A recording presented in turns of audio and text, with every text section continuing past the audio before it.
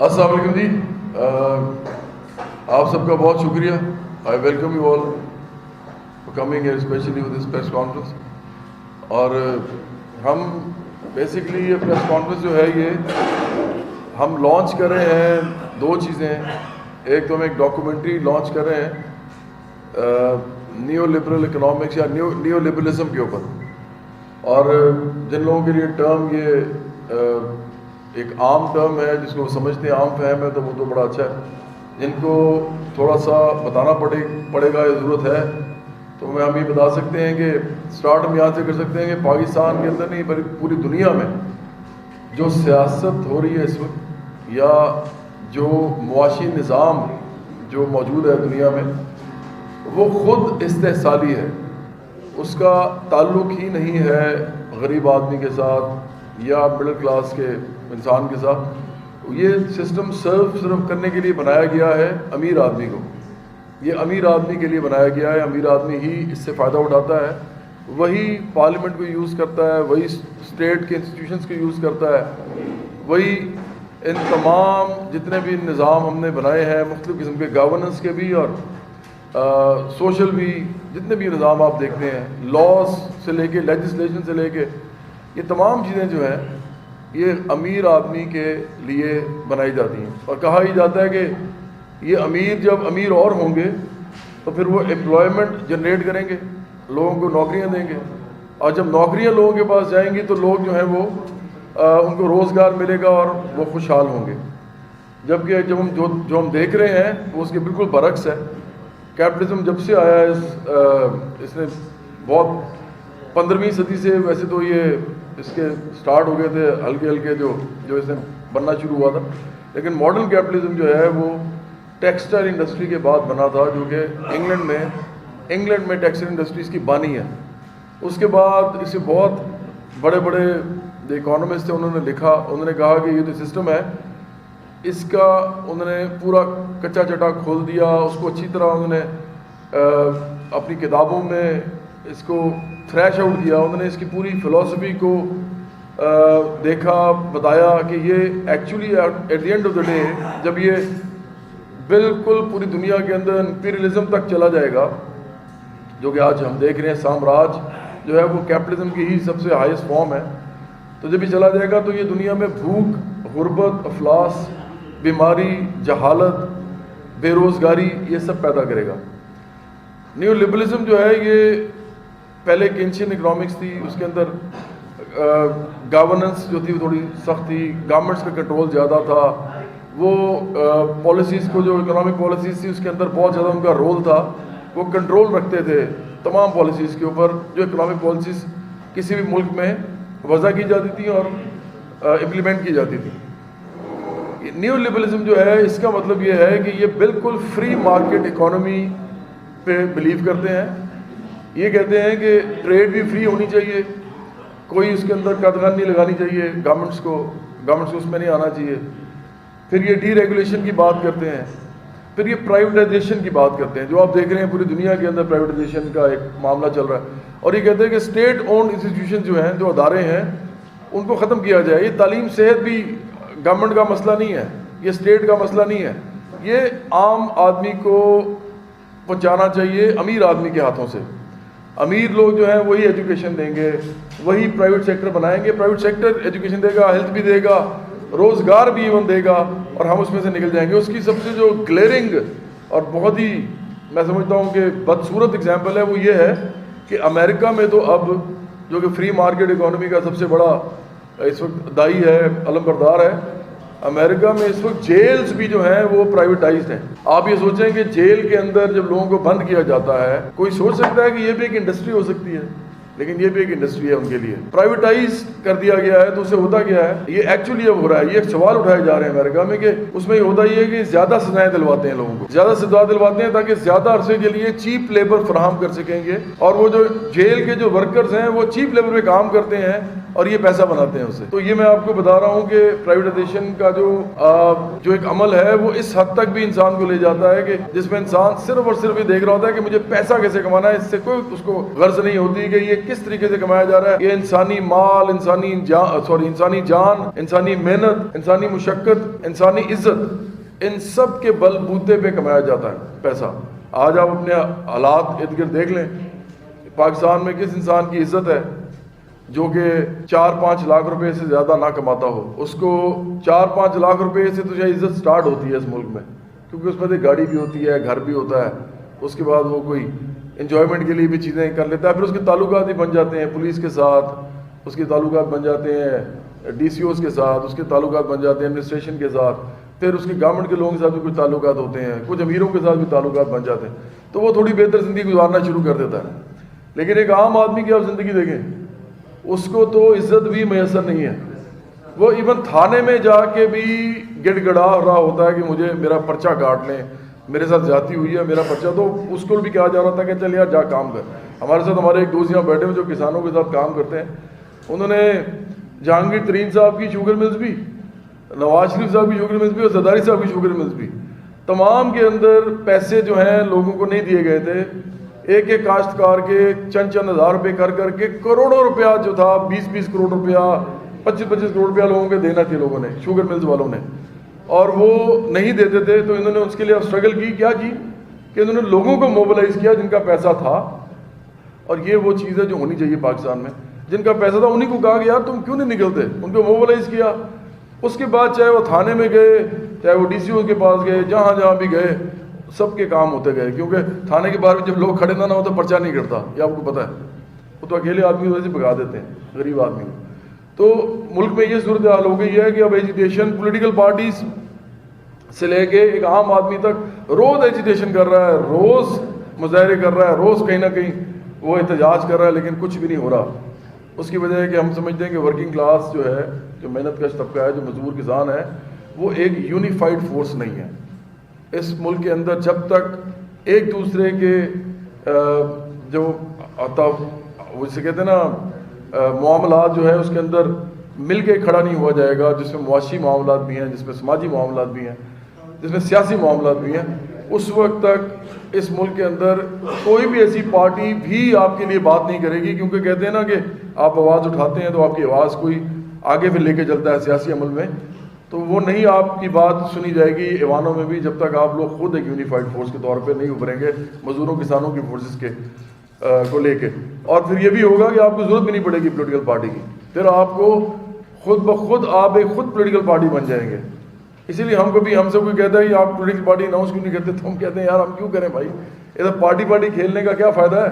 Party تو اسے بنتی ہے جب غریب مزدور کسان خود اتنی بڑی فورس ہوتے ہیں اور وہ آرگنائزڈ ہوتے ہیں، وہ خود ہی پارٹی اناؤنس کرتے ہیں، پھر ہم ان کے ساتھ جا کے کھڑے ہو جائیں گے. تو ہم سمجھتے ہیں کہ جو ڈاکومنٹری ہے اور جو سانگ ہے یہ اس لحاظ سے بڑا امپورٹنٹ ہے آج کہ ہم ڈاکومنٹری میں بتا رہے ہیں کہ نیو لبرلزم نے اس دنیا میں خاص طور پہ جینڈر کے حوالے سے، یہ خواتین بھی موجود ہیں، میں ان کو بتانا چاہتا ہوں کہ ویسے تو اس ملک میں جو مرد حضرات ہیں ان کے ساتھ بھی جو ہو رہا ہے نوکریوں میں، ان کے ساتھ جو اداروں میں ہو رہا ہے، وہ بھی کسی سے ڈھکا چھپا نہیں ہے. ادھر تو مرد اور عورت دونوں کے استحصال ہو رہا ہے، لیکن عورتوں کا آف کورس زیادہ ہوتا ہے. وہ ٹروٹسکی نے ایک دفعہ کہا تھا کہ life strikes the weak and who is weaker than a child. تو میرا خیال ہے کہ جو بچے سے تھوڑا آگے جائیں گے تو عورت ہی ہوتی ہے. تو اس ملک میں عورتیں کام بھی کر رہی ہیں، وہ ان کو پھر بھی وہ ویجز نہیں مل رہی، ان کو ایک فیوریبل انوائرمنٹ نہیں مل رہی کام کرنے کے لیے، ان کو ہر جگہ پہ پریشانیوں کا سامنا ہے. یہ سارا نیو لبرلزم کی وجہ سے ہے. آپ کو ہم دکھائیں گے کہ ایون ویج سٹرکچر جو ہیں وہ فرق ہیں ان کے باقی لوگوں کے ساتھ. پھر اگر ہم دوسری طرف دیکھیں تو جو محنت کش طبقہ ہے، پورا کا پورا محنت کش طبقہ جس میں کسان اور مزدور دونوں آ جاتے ہیں، ان کو جس طرح کی ویجز دی جا رہی ہیں اور ساری پارٹیز دے رہی ہیں. آپ اس ملک میں سوچیں، صرف سوچیں کہ 15,000 روپیہ منیمم ویج اناؤنس کی جاتی ہے جو ملتی نہیں ہے. یہ ذہن میں رکھیں کہ ملتی کہاں ہے. وہ تو اناؤنس کرتے ہیں اور وہ صرف سوائے پرائیویٹ سیکٹر کے، وہ بھی وہ جو ملٹی نیشنلز ہوتی ہیں اور جو پبلک سیکٹر ہے، ان کے علاوہ کوئی ان کو وہ منیمم ویج نہیں دیتا. آپ تو گھروں میں دیکھ لیں، اپنے مڈل کلاس کے لوگوں کے گھروں میں دیکھ لیں کتنے پیسے دیتے ہیں آپ کسی کو. تو منیمم ویج جو ہے وہ 15,000 روپیہ، چاہے وہ تحریک انصاف ہو پختونخوا میں، چاہے وہ پنجاب میں مسلم نون ہو، چاہے وہ سندھ میں پیپلز پارٹی ہو، یہ سب لوگ سمجھتے ہیں کہ جی اس میں انسان زندہ رہ سکتے ہیں. کیا آپ کو لگتا ہے کہ زندہ رہ سکتے ہیں؟ اگر رہ سکتے ہیں تو وہ جانوروں کی سطح پہ رہ سکتے ہیں، اور وہ رہ رہے ہیں. اب تو صاف پینے کا پانی لوگوں کے پاس نہیں ہے. کئی جگہ ایسی ہیں پاکستان کی جہاں پہ مویشی اور انسان اکٹھے ایک ہی جوڑ سے پانی پیتے ہیں. یہ وہ ملک ہے اس وقت. تو ہم یہ سمجھتے ہیں کہ یہ جو ڈاکومنٹری اور جو سانگ ہے، یہ ہمارے میڈیا کے جتنے بھی دوست ہیں، ہم اپنے آپ کو مزدور سمجھتے ہیں، آپ کو بھی مزدور سمجھتے ہیں. آپ قلم مزدور ہیں ہمارے لیے، آپ ٹی وی کے مزدور ہیں ہمارے لیے. تو اس بات کو تھوڑا آگے لے کے جائیں. اگر پاکستان میں کوئی سیاست ہوگی ان فیوچر جو کہ میننگ فل ہوگی، بامعنی ہوگی، تو وہ انسان کے ایشوز کی سیاست ہوگی، اصل ایشوز کی. اور انسان کے اصل ایشوز کیا ہیں؟ روٹی، کپڑا، مکان، عزت، روزگار، تعلیم، صحت. اس سے آگے کوئی ایشو نہیں ہوتا کسی کا بھی. یہ سب ایشوز باقی ہیں، یہ ایکچولی اکنامک ان ایکوالٹی سے نکلتے ہیں، اکنامک انسٹیبلٹی سے نکلتے ہیں. اسکینڈینیوین کنٹریز میں کیوں کوئی مسئلے نہیں ہوتے؟ وہاں کیوں کوئی چوری نہیں کرتا؟ کیوں کوئی ڈاکہ نہیں ڈالتا؟ کیوں کوئی قتل نہیں کرتا؟ کیوں کوئی ریپ نہیں کرتا؟ اس لیے کہ وہاں پہ اتنی خوشحالی ہے کہ لوگوں کو ضرورت ہی نہیں ہے ایک دوسرے کی کام میں گھسنے کی. لوگ انجوائے کر رہے ہیں اپنا. تو جس ملک میں خوشحالی آئے گی، آپ پوری دنیا میں چلے جائیں، جہاں جہاں خوشحالی آئے گی وہاں انسانی قدریں بھی بہتر ہو جائیں گی. اور جہاں جہاں خوشحالی نیچے جائے گی، جو کہ آپ دیکھ رہے ہیں امریکہ میں ہو رہا ہے. امریکہ میں ٹرمپ کو انہوں نے اپنا پریزیڈنٹ منتخب کر لیا ہے. آپ کو پتہ ہے اس کا اصل مطلب کیا ہے؟ اس کا اصل مطلب یہ ہے کہ امریکہ کی جو پوری سوسائٹی ہے وہ اتنی فرسودہ ہو چکی ہوئی ہے، اتنی وہ نااہل ہو چکی ہوئی ہے، لوگوں کو بنیادی ضروریات تک اب وہ اس طرح نہیں دے پا رہے. ہیلتھ سیکٹر کے اندر اوباما اتنے سے اوباما کیئر کی بات کر رہا، اس کو آج تک اس کی منظوری نہیں ملی پوری کہ وہ یہ کر سکے امپلیمنٹ. غریب آپ کو کہتے ہیں جی غریبوں کا ہمارا مسئلہ نہیں ہے، یہ ہم بھی ٹیکس دیتے ہیں، ہم غریبوں کے لیے نہیں کماتے، ہمیں نہیں چاہیے ویلفیئر اسٹیٹ. تو یہ ہے حالات امریکہ کے اندر. تو پوری دنیا میں جہاں جہاں خوشحالی نہیں ہے وہاں ریسزم آ رہا ہے، وہاں ریلیجیوسٹی آ رہی ہے. لوگ مذہب کے نام پہ بھی لڑیں گے، وہاں پہ لوگ نسل کے نام پہ بھی لڑیں گے، وہاں پہ لوگ مختلف فرقوں کے نام پہ بھی لڑیں گے. اور یہ دنیا میں ہو رہا ہے، اور یہ ہر اس ملک میں بھی ہو رہا ہے جو پہلے بہت اچھی خوشحالی کے لیول پہ تھا لیکن اب نیچے آیا ہے. ریسیشن کے بعد گلوبل اکنامک ریسیشن ہوئی تھی، آپ کو پتا ہے، اس کے بعد سے پوری دنیا میں یہ حال ہے اس وقت، پوری دنیا میں. تو پاکستان تو اس سے علیحدہ ہو نہیں سکتا. پاکستان تو تھرڈ ورلڈ ہے، تیسری دنیا ہے. اب میں مثال دیتا ہوتا ہوں انڈیا کی بھی. انڈیا اور پاکستان ایک ہی خطہ تھا پہلے، اب تو دو علیحدہ ملک ہیں، لیکن دونوں کے حالات تقریباً ایک جیسے ہی ہیں. پاورٹی کے لیولز بھی کوئی فرق نہیں ہے. انڈیا میں ہم سے زیادہ ویسے پاورٹی ہے، لیکن اگر انڈیا کا پورا آبادی دیکھیں تو شاید وہ ہم سے بہتر پھر بھی چلا رہے تھے ملک. وہ 1 ارب 20 کروڑ لوگوں کو لے کے چلا رہے ہیں، ہم سے تو 18 کروڑ لوگ نہیں سنبھلتے. لیکن بہرحال وہاں پہ 80 کروڑ لوگ غریب ہیں، 80 کروڑ.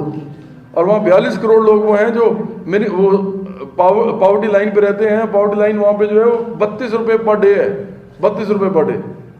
تو یہ انڈیا کی صورتحال ہے. تو انڈیا میں بھی کیپٹلزم اور نیو لبرلزم نے یہی کچھ کیا ہے.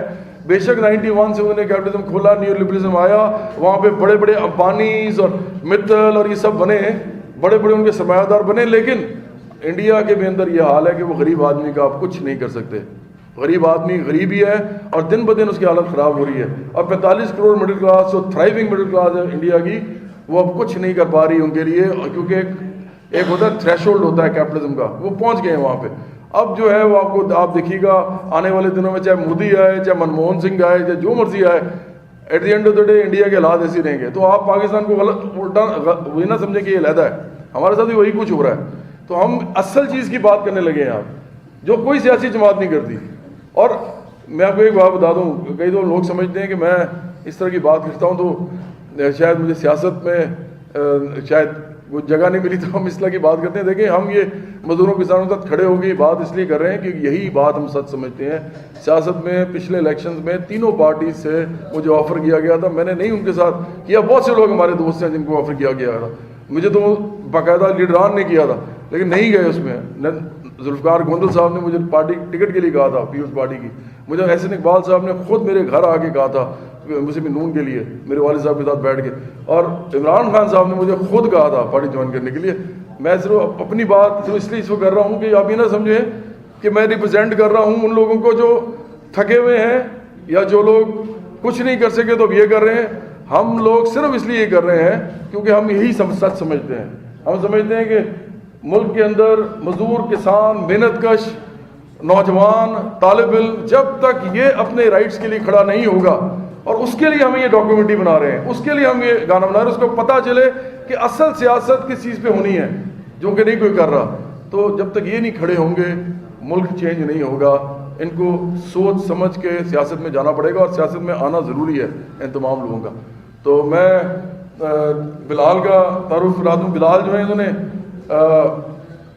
ہمارے ساتھ مل کے یہ ڈاکیومنٹری بنائی ہے, ڈائریکٹر ہیں یہ, انہوں نے ڈاکیومنٹری کو بھی ڈائریکٹ کیا اور گانے کو بھی کیا. ان کے لیے کلیپ کریں, یہ بڑے نوجوان آدمی ہیں اور انہوں نے نیو لبرلزم کے اوپر خود بھی پڑھا ہے, خود بھی انہوں نے اس کے بارے میں سوچا, پھر انہوں نے اپنے آئیڈیاز کے ساتھ بھی, ہم نے بھی آف کورس ان کے ساتھ کام کیا, لیکن انہوں نے خود بھی بہت کریٹیولی اس کو چیز کو دیکھا ہے. اور آکسفیم کا میں بہت شکریہ ادا کرتا ہوں کہ انہوں نے اسپیشلی اس کام کے اندر جو ہے وہ آئے ہیں, اور انہوں نے ایک انیکوالٹی جو پوری دنیا میں ہے, equitable distribution of wealth and resources جو ہے جو کہ ہونی چاہیے, اس کے حق میں وہ یہ لوگ آتے ہیں. اور میں آپ کو بتاؤں, میں آکسفیم کے ہمیشہ اسٹیٹسٹکس کوٹ کرتا ہوں. میں سب سے زیادہ اگر میں نے کوئی کوٹ کیے ہیں تو ان کے کیے ہیں. میں لوگوں کو بتاتا ہوں کہ 100 امیر ترین لوگ جو ہیں, 100 امیر ترین لوگ صرف اس پوری دنیا کی غربت کو ختم کر سکتے ہیں ایک نہیں 4 دفعہ اپنے صرف 1 سال کی آمدنی سے. یہ ہے دنیا ایسی بدصورت جس میں ہم رہتے ہیں, اور اس کے باوجود اتنی غربت ہے. یہ اس نیو لبرلزم کی وجہ سے ہے. اسی طرح آکسفیم کہتا ہے کہ پچھلے 4 سال میں 62% لوگ جو ہیں, 62 لوگ جو ہیں دنیا کے اندر, صرف 62 امیر ترین, ان کی جو گروتھ ہے نا وہ 45% ہے. ویری امپورٹنٹ باتوں کو بتانے لگا ہوں. 45% گروتھ ہے ان کی. اور آپ کو پتا ہے کہ 3.5 ارب آبادی جو ہے, 3.5 ارب آبادی, اس کی گروتھ 41% مائنس میں ہے. 3.5 ارب لوگ جو دنیا کی آدھی آبادی ہے, تو وہ ڈائریکٹلی انورسلی پروپورشنل ہے, آلموسٹ انورسلی پروپورشنل ہے, کیونکہ 45% ان کی گروتھ ہے تو 41% ان کی نیچے کی گروتھ ہے. تو 3.5 ارب لوگ صرف 62 لوگوں کے مقابلے میں کھڑے ہوئے ہیں, 62 لوگوں کے. اس کو ہم کہتے ہیں کیپٹلزم. اور کیپٹلزم ذہن میں رکھیے کہ اکنامک فلاسفی ہے, اکنامک آئیڈیالوجی ہے. اس کا کوئی تعلق نہیں ہے کسی بھی مذہب کے ساتھ, اس کا کوئی بھی تعلق نہیں ہے کسی نسل کے ساتھ, اس کا کوئی تعلق نہیں ہے کسی کے رنگ کے ساتھ, اس کا کوئی تعلق نہیں ہے کسی کی ایتھنیسٹی کے ساتھ, علاقے کے ساتھ, قوم کے ساتھ, کوئی تعلق نہیں ہے نیشنلٹی کے ساتھ. یہ ایک اکنامک سسٹم ہے جو کہ لوگوں کو اپنے جکڑ میں لے لیتا ہے. پھر چاہے اسے مسلمان ہو, ہندو ہو, سکھ ہو, عیسائی ہو, جو مرضی ہو وہ اس کو اسی طرح لے کے چلتا ہے. اس میں چاہے سندھی ہو, پنجابی ہو, بلوچ ہو, پٹھان ہو, وہ ان سب کو جکڑ میں لے لیتا ہے. تو اس کی کوئی تخصیص نہیں ہے. اس کے اندر تمام لوگ ایک جیسے ہوتے ہیں, اس میں تمام لوگوں کو ایک ہی طرح سے ان کا استحصال کیا جاتا ہے. تو ہم یہ بات کر رہے ہیں نیو اکنامکس کی, نیو لبرلزم کی.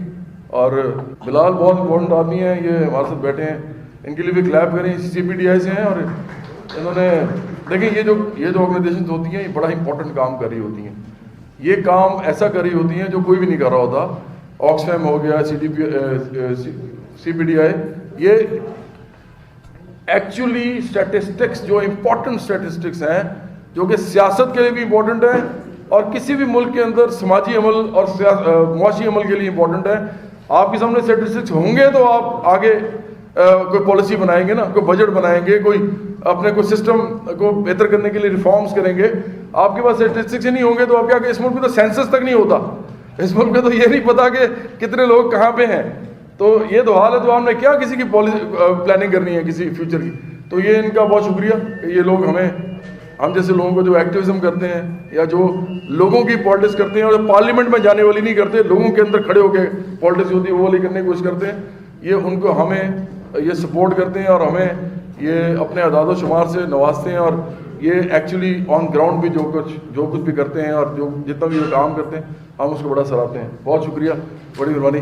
فنڈامنٹل رائٹ ہے جی 25A کا کہ سب کو ایجوکیشن ملنی چاہیے. پاکستانی کانسٹیٹیوشن میں مفت ملنی چاہیے, ہر ایک کا حق ہے, ہر ایک کا. انہوں نے الٹا ہی کیا ہے کہ انہوں نے پاکستان میں پرائیویٹائزیشن کر دی ہے, اس میں بڑے بڑے ادارے انوالوڈ ہیں. اب دیکھیں, اب آپ کو پتا چلے گا یہ کون سی پالیٹکس ہوتی ہے جو ہم کرتے ہیں. اس میں ورلڈ بینک انوالوڈ ہے. اب ورلڈ بینک میرے ساتھ کام نہیں کرتا اور نہ کرے گا اور نہ مجھے اس کی ضرورت ہے, لیکن ورلڈ بینک اور ڈیفڈ جو کہ اس وقت چیف منسٹر کے ساتھ کام کر رہے ہیں، یہ وہ لوگ ہیں جنہوں نے اس ملک کے اندر بیڑا غرق اور کر دیا مل کے، گورنمنٹ کے ساتھ مل کے انہوں نے ایجوکیشن کو پرائیویٹائز کر دیا، یہ کہہ کے منیمم فیس اسٹرکچر کے نام پہ یہ کہتے ہیں نا جی آپ ایجوکیشن دیں، پرائیویٹائز کرتے ہیں ایجوکیشن کو۔ مجھے بتائیں اس ملک کے اندر لوگوں کے پاس کھانے کو روٹی نہیں ہے، اس ملک کے اندر کسی کے پاس کپڑے پہننے کو نہیں ہے، 6,000 روپے میں لوگ ساؤتھ پنجاب میں کام کر رہے ہیں، پورے ہر صوبے میں کام کر رہے ہیں لوگ۔ جہاں پہ کراچی میں جو بلدیہ فیکٹری جس میں لوگ جلے تھے اس کے اندر 8,000 9,000 10,000 روپے میں لوگ کام کر رہے تھے، یہ مجھے پتا ہے کیونکہ میں نے ان کے ساتھ ایکٹیویزم کیا ہوا ہے، مجھے پتا ہے وہ کس طرح رہتے تھے۔ تو آپ ان کو کہہ رہے ہیں کہ آپ پرائیویٹ بچوں کو پڑھائیں اپنے، مطلب ہم اس سے زیادہ کیا کہہ سکتے ہیں؟ اس ملک میں 3 کروڑ بچہ اسکول نہیں جاتا اور ہم کہہ رہے ہیں جی پرائیویٹائز کرتے ہیں ایجوکیشن کو۔ تو یہ بھی بہت بڑا ایشو ہے جو اس پہ ہم نے ایڈریس کیا ہے۔ ہیلتھ تو خیر آپ کو سب کو معلوم ہی ہے، مجھے بولنے کی ضرورت نہیں ہے، لیکن ایجوکیشن کی ہم نے اس میں بات کی ہے۔ بہت مہربانی، بہت شکریہ جی۔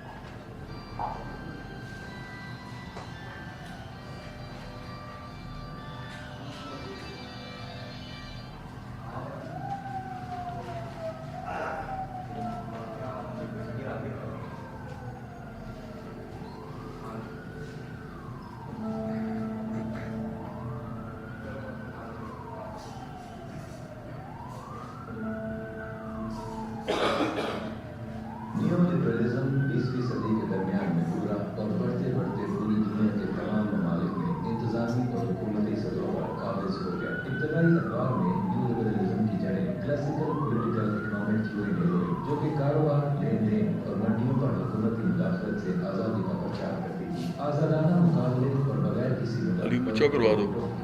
کاروباری مہم جوئی کو معیشت کی نشو و نما کا ضامن مانا جانے لگا۔ 18ویں صدی کے اوائل سے 19ویں صدی کی ابتدائی دہائیوں تک یہ آزادانہ قسم کا معاشی نظریہ مغرب میں اپنایا جانے لگا۔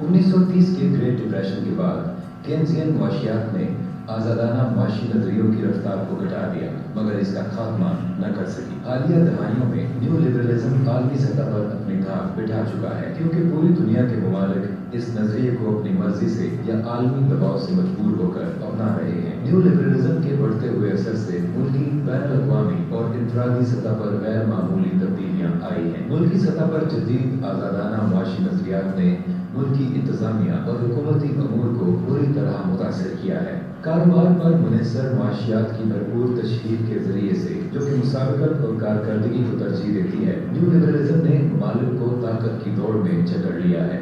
نیو لبرلزم نے ریاست کی معاشیات پر جو اثر ڈالا ہے، اس سے فلاحی ریاست کا تصور دنیا سے ختم ہوتا جا رہا ہے۔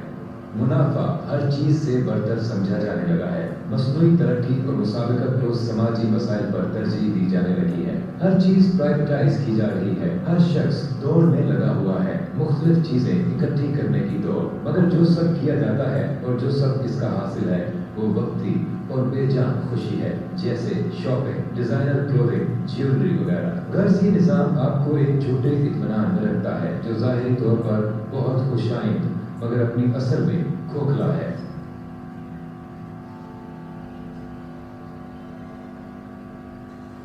جن ملکوں میں یہ نظام قائم ہو چکا ہے ان میں سے ایک ملک پاکستان بھی ہے۔ بہت سارے مسائل جو اس نظام کے آنے کے بعد مزید پروان چڑھ گئے، ان میں سے ایک مسئلہ صنفی ناانصافی اور حقوق نسواں ہے۔ لڑکیوں کی پیدائش سے پہلے ہی معاشرے کا متعصبانہ سلوک شروع ہو جاتا ہے۔ اکثر لڑکیوں کی شادی ان کی پڑھائی کے دوران ہی یا پڑھائی ختم ہونے کے ساتھ ہی کر دی جاتی ہے، مگر یہاں مسئلہ ان کی پڑھائی کا نہیں بلکہ لڑکیوں کی انفرادیت کا آ جاتا ہے۔ زیادہ تر لڑکیوں کے پاس گھریلو عورت بن جانے کے علاوہ کوئی اور راستہ موجود نہیں ہوتا، یہاں تک کہ کچھ لڑکیاں جو کافی تعلیم یافتہ ہوتی ہیں ساری زندگی گھرداری کے کاموں میں گزار دیتی ہیں اور مجموعی طور پر معاشرے میں کوئی کردار ادا نہیں کر پاتی۔ और उनके पास और कोई चारा नहीं होता सिवाय इसके कि मर्दों की आज़ादी को हसरत और याद से देखते रहें। एक जंगले में उनकी सारी जिंदगी गुजर जाती है, जो कि कहने को उनकी नामोस का मुहाफिज होता है। हर सवाल जो औरतें उठाती हैं उनको मीडिया की ऑल फोर रिपोर्ट्स और हालात हादसा के प्रोग्राम दिखा के चुप करवा दिया जाता है और उसके पास माशरे और रिवायात को कोसने के अलावा कोई और चारा नहीं होता। वो सिर्फ मगरबी औरत की आज़ादी पर रश्क करती रहती हैं। क्या सिर्फ नौकरी करना और घर के कामों में जरा कम हाथ बटाना ही सिर्फ नाइंसाफी को खत्म कर देने के लिए काफ़ी है? क्या अभी तक औरतें रात को अकेले घर से बाहर निकलने से डरती नहीं हैं? क्या इन्हें अपनी हिफाजत का, अपनी इज्जत का डर नहीं होता? क्या इनसे अमूर में मशवरा लिया जाता है? क्या इनकी सोच और अदराक की उतनी कदर की जाती है जितनी के मुखालिफ सिंध की? क्या वाकई इनकी जिंदगी इनके बस में है? मुनसिफाना मुआशी निज़ाम के बगैर समाजी या सिंफी इंसाफ का शायबा भी नामुमकिन है और आहिस्ता आहिस्ता मगरबी औरत की आज़ादी का धोखा भी अयाम होना शुरू हो जाता है। तनख्वाहों में मुतअस्सिबाना रवैया और घरदारी के काम में गैर मुनसिफाना तकसीम वहाँ भी पाई जाती है। मुआशी और आलमी सोच को अभी तक मर्दाना तरजीहात ही चला रही हैं। कई अहम मसाइल जैसे कि ख़वातीन की मजदूरी की कम उजरत, मर्दों को मिलने वाली तरजीहात जो कि निज़ाम का हिस्सा है, और ख़वातीन की घरदारी और दफातर में कमतरी को सियासी रंग दिया जाना, और ऐसे कई मसाइल को न्यू लिबरलिज्म किसी खाते में नहीं रखता। इसके साथ तीसरी दुनिया के ममालिक में स्ट्रक्चरल एडजस्टमेंट पॉलिसीज ने गुर्बत और बेकसी को बहुत फरोग दिया है। नतीजतन कम तनख्वाहों पर ख़वातीन को काम करना पड़ता है और वो बुनियादी फलाही मदद से भी महरूम हो जाती हैं। इनके इक़दामात की वजह से मजदूरी की एक सिंफी तकसीम हो गई है जिसमें ख़वातीन मल्टीनेशनल कंपनीज के लिए कम उजरत पर काम करने पर मजबूर हैं क्योंकि उनको ज़्यादा कमज़ोर तस्वुर किया जाता है। इसलिए जोर ज़बरदस्ती करना आसान होता है। अमीर तरीन लोग बहुत बड़ी हद तक मर्द हैं, जबकि औरतें ज़्यादातर गैर महफूज नौकरी और कम उजरत पर काम करती हैं। इससे ये होता है कि औरतों की हमदर्दी होने के ज़्यादा इम्कानात होते हैं, जिसका अंजाम अक्सर दर्दनाक होता है, और ख़वातीन बगैर उजरत के घरदारी और देखभाल के काम करती हैं, जिसकी वजह से ख़वातीन अपनी तरफ आने वाले मौक़ों को परख भी नहीं पाती। औरतें उजरत के बगैर देखभाल के काम करने की वजह से मर्दों से 2.5 गुना ज़्यादा काम करती हैं और आलमी तौर पर इस काम की लागत $10 ट्रिलियन सालाना है।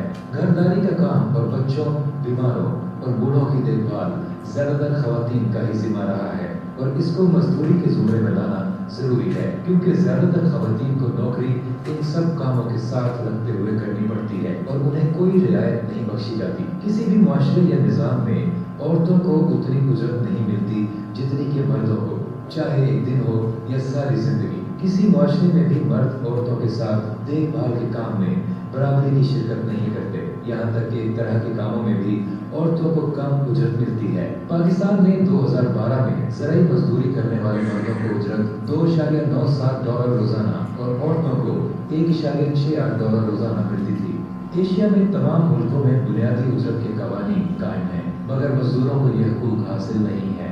पहला मसला तो ये है कि ये कवानीन गुर्बत और नाइंसाफी के खात्मे की यकीन दहानी नहीं करते, ख़ास तौर पर गरीब मुल्कों में। दूसरा ये कि इन कवानीन का नफाज बहुत नाकिस बल्कि ना होने के बराबर है और कोई हुकूमती पकड़ नहीं है। सिंफी तासुब साल साल से चलता आ रहा है और अवामी पॉलिसीज इस तकसीम को कम नहीं कर पाई। इसी वजह से सिंफी तकसीम जायदाद और विरासत के कवानीन में भी पाई जाती है। सिंफी और दीगर नाइंसाफियाँ जो औरतों के कमतर मुआशी हालात का सबब बनती हैं, इनको खत्म करने के लिए फौरी इक़दामात की ज़रूरत है। इसमें बुनियादी उजरत के कवानीन, समाजी तहफ़्फ़ुज़ तक रसाई और टैक्स की तरक्याती पॉलिसियाँ बनाने की ज़रूरत है जिनसे आलमी अवामी सहूलियात फ़रोग़ पा सकें और देखभाल के बगैर उजरत वाला काम बराबर तकसीम हो सके। न्यू लिबरलिज्म बराबर मौक़े का बचाता है, मगर दरअसल एक रजई जदीदियत पैदा करता है जो कि नई तश्कील तो करती है मगर सिर्फ की तकसीम को जारी रखती है। चाहे इसका असर रसूल बहुत ज़्यादा है, मगर ये एक जमूद है जो गुस्से, मजबूरी और लाचारी पर मुश्तमिल है, क्योंकि सिर्फ कुदरत की तरह है, हर जगह हर चीज में सिंफी इंसाफ समाजी इंसाफ से जुड़ा है और हकूक निस्वां को समाजी और मुआशी इंसाफ की जद्दोजहद से अलहदा नहीं किया जा सकता। एक और उभरता मसला तालीम है। स्कूलों के दरमियान अब कारोबारी मुकाबलाबाजी का निज़ाम शुरू हो चुका है। इस चीज़ का इंतखाब वालिदैन नहीं करते बल्कि स्कूल इस चीज़ का इंतखाब करते हैं। स्कूल ही तालिब इल्मों और बच्चों को चुनते हैं, जिसके नतीजे में रियासती तालीमी निज़ाम के अंदर तबकाती तकसीम हो जाती है।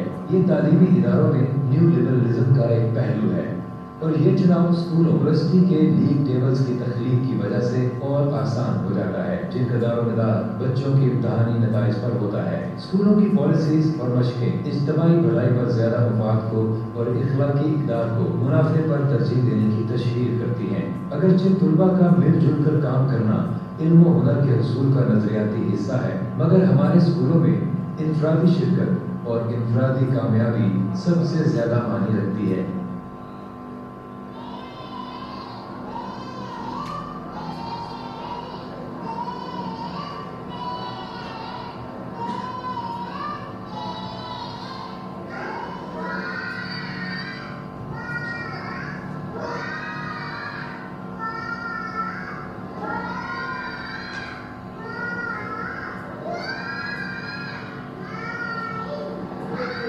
इस सूरत हाल के पेश नज़र यूनिवर्सिटियों ने ट्यूशन फी को बढ़ा दिया है, जिसकी वजह से सारा माली दबाव तुलबा पर पड़ गया है और वो इल्म से मुस्तफीद होने की बजाय सारिफीन और मकरूज बन गए हैं।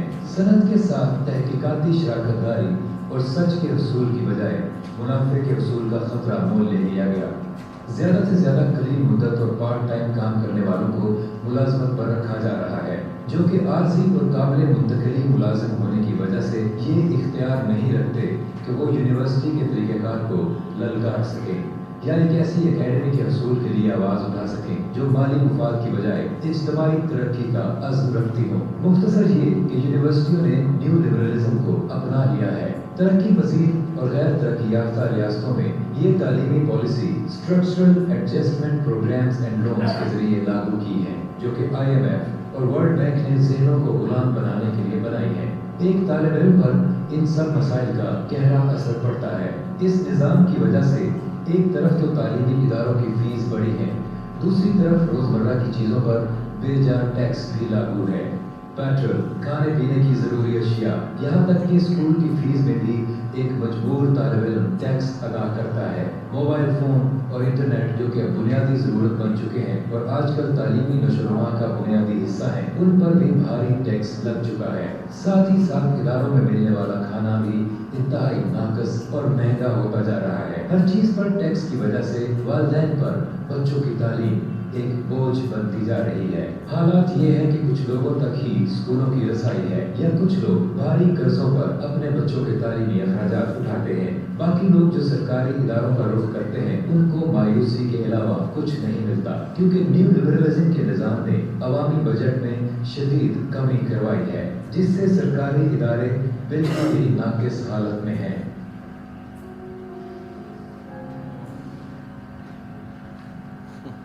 मगर मुज़ाहमत है, शगाफ है, तज़ाद है, लोग हैं जो इस दुनिया में इंसानियत की बका चाहते हैं, जो बराबरी और मुसावात को मुनाफे और खुद परस्ती पर तरजीह देते हैं।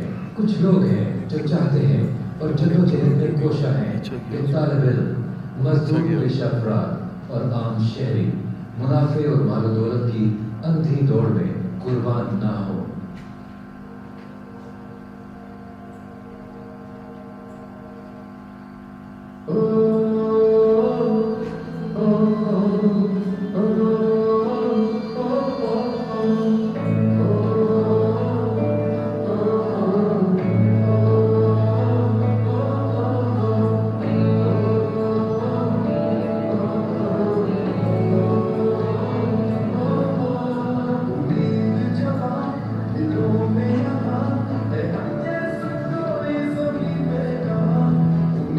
ऊंचा कर ले अगर हो सके तो ऊंचा।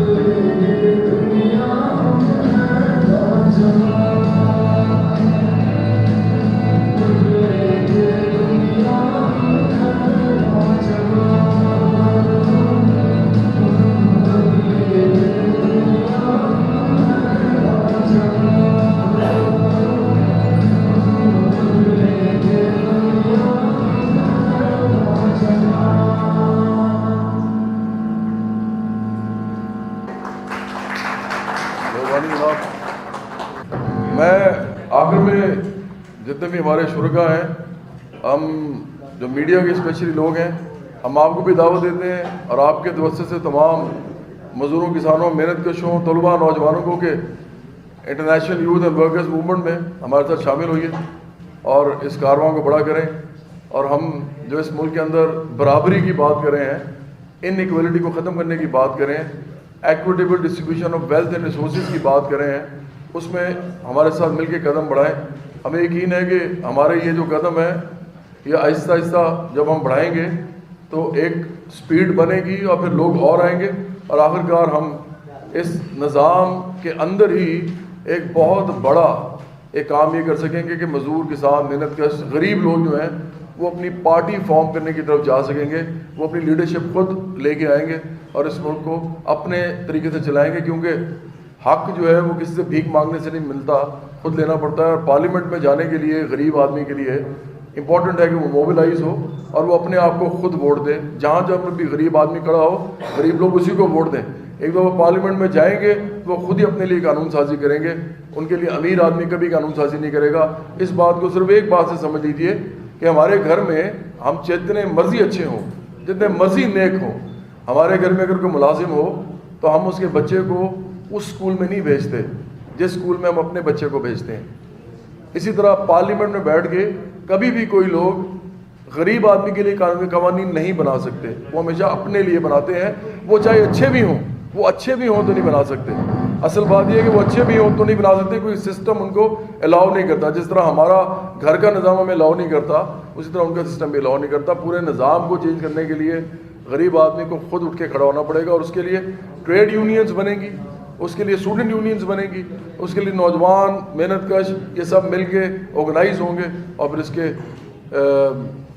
ملک کی خوشحالی اور ترقی کے لیے اس کے سسٹم کے خلاف کام کریں گے اور نیا سسٹم لے کے آئیں گے جو کہ برابری پہ منحصر ہوگا. بہت شکریہ, بڑی مہربانی.